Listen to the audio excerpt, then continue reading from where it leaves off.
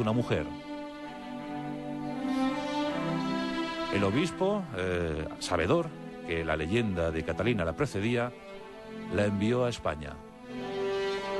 Es momento para llegar a España, y lo hace el 1 de noviembre de 1624. Meses más tarde, el mismísimo rey, un jovencísimo Felipe IV de apenas 20 años, recibe al alférez Erauso. Y no solo no la recrimina nada sobre sus fechorías, porque había sido muy pendenciera, muy bravucona, había matado, había asolado, pero no solamente no la recrimina, sino que además la ratifica en su grado de alférez y la concede por los méritos, por el agradecimiento de la corona española hacia sus méritos militares, una pensión de 800 escudos, que era una pequeña fortunita.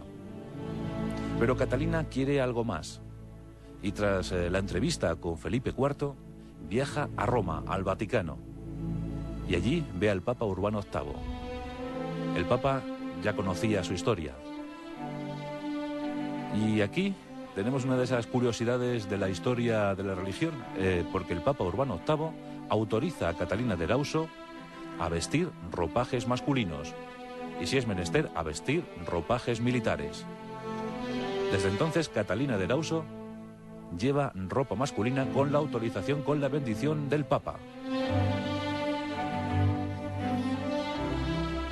Incluso se llega a escribir una pequeña memoria, una pequeña biografía, dicen que dictada por ella, y que se conserva en el Archivo de Indias en Sevilla, esos méritos y avatares del alférez de Erauso. Pues se conserva ese memorial en el Archivo de Indias de Sevilla. El propio Pacheco, el suegro de nuestro pintor, de Velázquez, pues realizó un cuadro, pintó un cuadro con el alférez de Erauso, un cuadro que se conserva en Aquisgrán, en una galería, en Aquisgrán se conserva ese cuadro, realizado en 1630. Durante unos años, Catalina de Erauso vivió en España. Escogió Madrid como centro de sus nuevas aventuras. Pero pronto se aburrió. Tenía ya casi 40 años y quería saber si había algo más que la aventura. Y América llamaba de nuevo.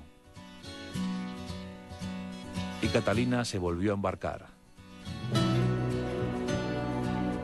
Y aquí entramos en el terreno épico, en el terreno de la leyenda. Año 1635, en el puerto mexicano de Veracruz.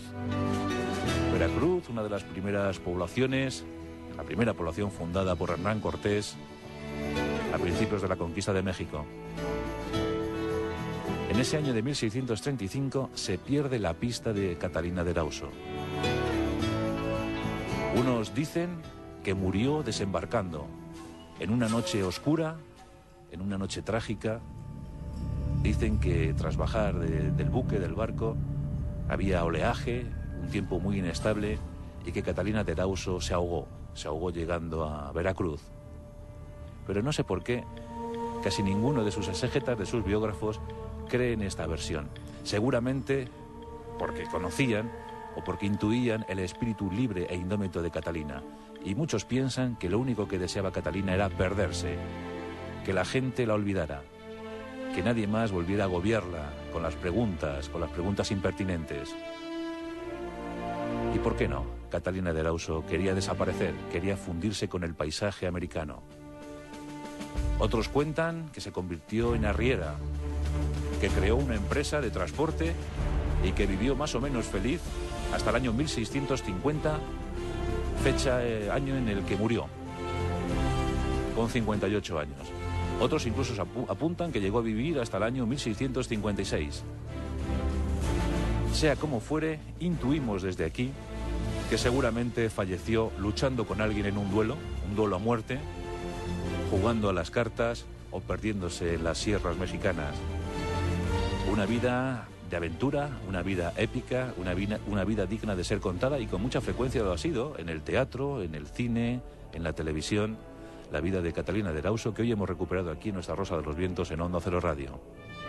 Y por cierto, el rey Felipe IV puso un sobrenombre a esta figura insólita que desde entonces la inmortalizó: Catalina de Erauso, la monja alférez.